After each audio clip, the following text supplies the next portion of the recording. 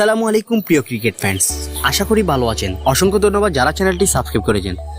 যারা এখনও চ্যানেলটি সাবস্ক্রাইব করেননি, ফুটবল এবং ক্রিকেটের সকল খবর সবার আগে আপডেট পেতে আমাদের চ্যানেলটি এখনই সাবস্ক্রাইব করুন। দর্শক, আবারও হারিয়ে ফেললেন পার্পল ক্যাপ মুস্তাফিজুর রহমান। এই যেন থামছেই না মুস্তাফিজুর রহমান এবং ভারতের চাহালের লড়াই।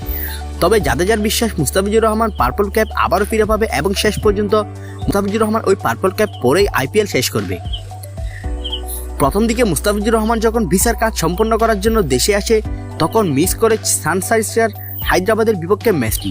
সেই সুযোগটি কাজে লাগিয়ে নেন চাহাল। 7 উইকেট নিয়ে পার্পল ক্যাপটি নিজের করে নেয়। তবে তার মাথায় বেশি দিন রাখতে পারেনি এই পার্পল ক্যাপ।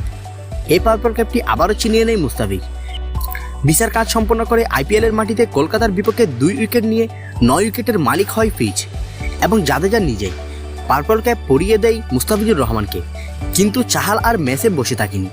গুজরাটের বিপক্ষে আরও 2টি উইকেট নিয়ে এখন সর্বোচ্চ 10 উইকেট নিয়ে সিরিজে চাহাল এবং পার্পল ক্যাপ হোল্ডার। চাহাল যেন পিছু ছাড়ছে না মুস্তাফিজকে। তবে এবার চেন্নাইয়ের আরেক সতীর্থ জাদেজার মন্তব্য, মুস্তাফিজ ঠিকই জিতে নেবেন পার্পল ক্যাপ যদি তার বাংলাদেশে আর যেতে না হয়। জাদেজার সম্পূর্ণ বিশ্বাস মুম্বাইয়ের বিপক্ষে মুস্তাফিজ পার্পল ক্যাপ নিয়ে আসবে ও তিনি মনে করেন সর্বশেষ মুস্তাফিজ পার্পল ক্যাপ পরেই আইপিএল শেষ করবে। তো দর্শক, আপনার মন্তব্য কি? মুস্তাফিজ কি চাহালের পেছনে ফেলতে পারবে? পার্পল ক্যাপ আদায় করতে পারবে? আপনার মতামত জানিয়ে দিন আমাদের কমেন্ট বক্সে।